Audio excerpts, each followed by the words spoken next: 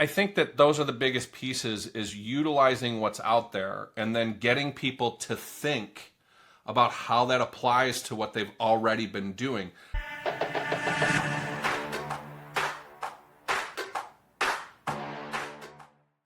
In today's highlight episode, we are talking marketing and lead gen strategies. If you are tired of spending money on internet leads, this episode is for you.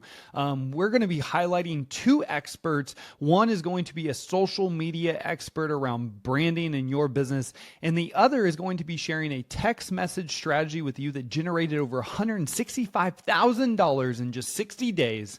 With that being said, let's get into the show. A lot of the times we're looking at, okay, how do I bring more people in? But also, what does it do for you? Because there's a lot of really positive things that come from showing up and putting yourself out there consistently. So I don't want that to be skipped over.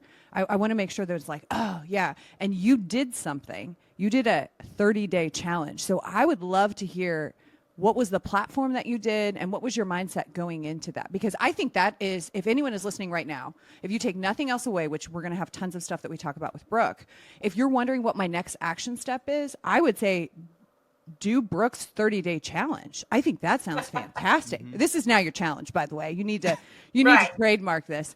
So I would love to know, what did that look like for you in those 30 days? Like, where did you show up? What kind of posts were you making? What did that look like? Sure. Well, first, I was like, I don't really know, other than, just being on social media and posting about my family and every now and then tagging my business and call us. Like, I was like, I'm really not sure what to do, nor do I know kind of the technical sides and what works and what doesn't. Cause I really wanted to show up when I show and make a splash, right? Like, I wanted it to be seen. So I was like, who do I know that's better than me? Like, I'm a big believer in put yourself in the rooms with the people that are smarter than you. You're going to learn so much, right?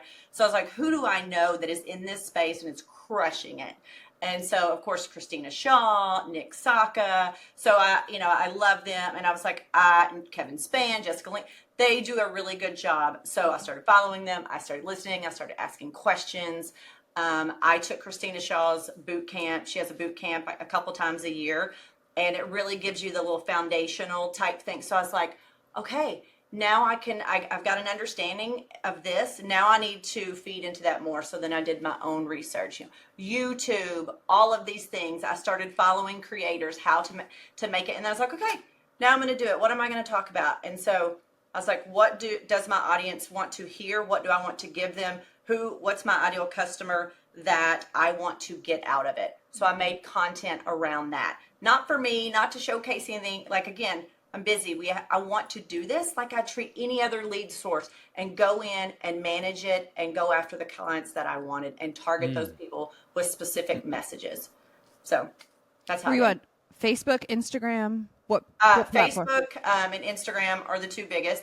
Okay. TikTok is more for fun for me. I'll do LinkedIn, but you really most people are in their phones all the time, right? Yep. So, and if you're like, I don't have time, you do look at your phone. It'll tell you how many hours you're on the phone or on your social media. And then you'll say, okay, I do have time to do this the right way. And then I literally go, okay, make the damn video.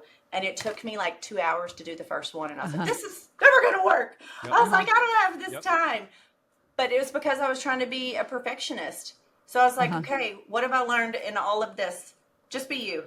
Be you, and you'll find your tribe, and your tribe will find you. And that's what I did. I was like, if I mess up, I will. I go on. That's life. Life's messy. So, I just started trying to show up authentically. And then, it's, it seems to be panning out okay. It is the wildest thing, because when you think you show up and you're like, all right, I'm going to get it done. You feel like a news anchor, and you're like, okay, reporting live from Channel 5. And then the thing that people remember. What is this voice? I've never used this voice before. What is happening? I know. You get on there and you're like, hello, everyone. And you're like, whoa, wait, what's happening here? And then when you mess up, or you say a word that doesn't even exist, that's the thing that people gravitate towards, because we can't relate to perfect, but we can relate to real. And so many times on social media, we think, I have to be perfect. Yep. And that's actually not what grabs people. So I love that you bring that up. We're the same way. I mean, in the beginning, it would take hours to do like a 10-second story. And we're like, oh my God. Well, think about the podcast. How many times we'd record something, start over, record something, start over, record. And it's like, this is stupid. We don't edit anything anymore. Like, you get the weavers. Like, if it mess up, who cares? Like, it's part of life. Because it's just, but that's what people want, because it shows you're relatable. Shit, Yeah. You're relatable. They're like, oh, they look so like great, and the iceberg. Oh, everything is great. No, like No. we mess up. Like we fall on our face, we get back up, we laugh about it, move on. Had something totally flop. So what? Won't do that again. Find your wins. Yep. So, and you said something right there that's super important, because I think sometimes we can tell ourselves the story of we don't have time. And that's in every aspect of a lot of life. I don't have time for this. I don't have time for that. I don't have time to create something. So on social media, you're either a creator or a consumer, and you have to decide what you're going to be. And so an easy rule that Courtney always says is, like, before you are a consumer, just create something real fast, whether it's 30 seconds, 2 minutes, post it. All of us, now you've created something, you feel productive, you feel like you won, and then you can go consume all the information you want if that's your thing. So I love that you said something to that nature. Come on. Why wouldn't you? Theo Vaughn has like the best clips on the planet right now on social media. Go get out there and consume those. Just create a little something before you do that. Yeah, and like I consume I do consume a lot still, but I have that like mindset of like what's going to give me inspiration, So I do a ton of consuming for like inspiration, and then you find, oh my gosh, I love that, but I could make it like this. Yeah. And then it makes it, how it sounds like Brooke. It sounds like me. So out of curiosity, Brooke, if somebody needed a process, because I do know you love processes, if somebody was looking to start on social media with a simple process, is there a process you can share that you've done or that you've helped others with that you've seen productivity through? Yeah, I mean, just to me, I think you start small, write out some bullets of things that you want to talk about, that you want people to hear, that you want people to know about you. Because if you're scared, I hear people all the time, because I do have my friend Casey and we have a little side gig called Let's Get Social, and we help agents like get past that like fear and I'm like, okay, well, just start with something about yourself. Everybody loves me some me, right? You know yourself better than anyone. Let people know who you are, like what you're comfortable with sharing. So start small there, and then talk about your business. Highlight your team, because if you're like, I'm really scared to like get in the weeds on like coverage. What if I say something wrong? What if there's like a debate in the comments? I was like, well, that's never, keep it really high level, and then if you want to get granular with the customer, do that on the phone. Like you want them to you want to leave some stuff to the imagination. You don't want to get too and give it all away. Like you want them to call you and like, hey, what were you saying about so-and-so? How do we get agents to understand how to communicate in today's world at the pace in which it moves, being relevant, doing so, and not losing themselves and their personality in the process? Mm-hmm. So everything that we've done around the lead gen piece is really all with the mindset that we've got to get the agents into sales conversations. And it's learning how to communicate differently, right? Texting is not what people think. It's not email. And I can't tell you how many times I've seen text messages as long as my arm, and then they sign it sincerely, and it's like, oh. So I brought my son on who sells for us, and he's in his early 20s, and he was teaching people that a period at the end of a sentence means you're mad at somebody. And it's interesting because I do it like everybody else does. No, that means it's the end of a thought, and we're moving on to the next capital letter, right? No, not at all. So it's this whole like reprogramming and what do we do and what kind of tools do we need to kind of move this forward.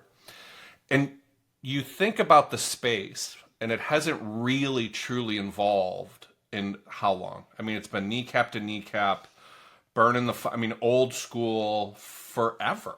Mm-hmm. Yep. And COVID hit, and not only have we moved into selling either over the phone, all over the country, or via Zoom, but we get to use tools now like Crankwheel, where we can invite people in on a telesales call to see us filling out the applications.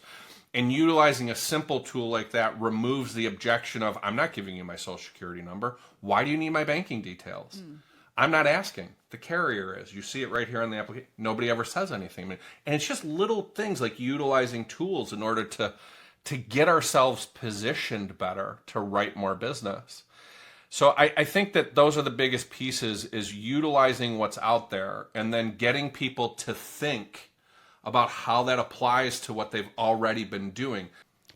So I would be curious, these text messages, you're saying short, sweet, and to the point. What do you think is a surefire, like, okay, this is a text message that will get somebody interested and pull them into the conversation? Hey, Courtney, Todd Schuhart following up with your request for X, Y, and Z. I'm following up with you because you asked me to on your request for life insurance, because this is important to you. I can do this via text message or a quick phone call. What do you prefer? And then what are we doing? I'm going to meet you where you are. Well, right now I'm at work, Todd. I can do some things via text message. Awesome. I can tee up a few questions. I can do a little bit there. I can get a couple of things from you, but I'm not going to present options. Right? So, hey, Courtney, I got everything I need to put together some options for you. I've got time this evening. What time do you usually drive home, or when can I catch you for 7 to 8 minutes? Right? Well, how long is it going to take? I need 7 to 8 minutes, Courtney, to do my part. Depending on how many questions you have, we can be in and out of here in no time at all. So what works for you? That's texting. I'm not selling anything other than one thing. Talk to me. That's your first close, right? The first close is to get them on the phone with. Actually, your first close is to get them to reply. After that, it's to move them to the call, whether that's Zoom or on the phone. So I was going to ask you, Todd, so you said the text message. So this is somebody that you're texting that said they're interested in life insurance. So if I'm an insurance agent right now, maybe I don't have great marketing around life insurance. I don't have people like responding. If I wanted to send out a text message to maybe a customer that I'm doing P&C business with, I help them out with their auto and home. All right. I would like to have a life insurance conversation with them. Do you have any advice on how you would structure a text message like that to generate some type of curiosity to even start that conversation? Yeah, I think one of the most underutilized things that we can do are policy reviews in combination with a financial information form or a financial fire drill. So, hey, Courtney, time for your annual review of your auto or home insurance. Need about 15 minutes. What's a good time we can catch up? And we're going to get on. We're going to talk about your current plan. I'm going to have some options to either save you money or increase coverage, whatever that might be. In that process, we're just going to build some rapport. I got to connect with you, right? So, Michael, congratulations on the new job. I hope all that's going well. Hey, you look like you've been working for more than 10 minutes. What'd you do before this? Oh, blank, blank, and blank. Oh, awesome. Do you have an abandoned 401k? Oh, I do. Oh, what are you doing with that other than watching it dwindle right now in the market? So if I can show you how to protect that from loss, only participate in gains, is that something you'd be interested in? It would be. Now we're talking IUL, annuity, infinite banking, par whole, there's all kinds of things there. So depending on what you have in your portfolio is how you craft those conversational questions you're asking when you're doing your reviews. Yep. If you just sold the policy a week ago, one policy does not make a client. We all know this, right? You got to get that you got to set that hook, that second hook. So what do we do now? We do policy delivery. It's going to do a couple things. One, it's going to cut down on chargebacks and buyer's remorse. It's going to reestablish the rapport in the relationship. It's going to take care of all their friends that told them they were an idiot for going with whatever you sold them. It's going to allow you to work in those financial information questions, and then it's going to allow you to also circle back and start getting referrals. And what do you end up with now? Now you have a client in front of you. And it's a completely different scenario than hawking a P&C policy and calling it a day. Because you commoditized yourself. So I'm going to come in now. I'm going to get the guy for $4 less a month. He's going to tell you to take a long walk off a short pier. I'm going to do all that delivery stuff. He's never leaving me. So I think that, yes, you got to use what you have and what your initial lead in is. And then figure out a way to structure yourself to get back in front of them again. We have to keep touching, right? So we call it 2-4 sell. Every 2 weeks for the first 12 weeks, we're in front of somebody. We're in front of the same people. And that could be a simple text message. Hey, Michael, I saw that you got your policy delivered. Any questions? That might be week 6. No questions. Cool. Week 12, Mike, I do really well when I get to talk to folks like you and Courtney. I was wondering if you could help me out. Who do you know that I could speak to? Right? Awesome. What's their number? And who else? And you keep saying who else until they say, Todd, I don't know anybody else. You're like, okay, cool, thanks. Right? Can I tell them all that I work with? Yeah, absolutely. And now what do we end up? We ended up with the thing that most people don't do, and that's referral prospecting, but it's built into your client retention, growth and cross-sell opportunities. That makes sense? Makes sense, man. I love. You're like, hey, you're willing to help me out? That's exactly how we teach to ask for a referral. You willing to help me out? Like, we're not bringing up referral. Like, come on. No one says that. Like, are you willing to help me out? Who do you know? Like, I just wrote it down because all of our Weaver Sales Academy members that are listening are like, oh, yeah, it's the help. I love it. help. It is the easiest way to get referrals from anybody, right? Especially if you've done your job. Now, if you call them up and you're swearing and they're all mad at you, I wouldn't ask them for any help at that particular moment. I'd smooth that over, but you know.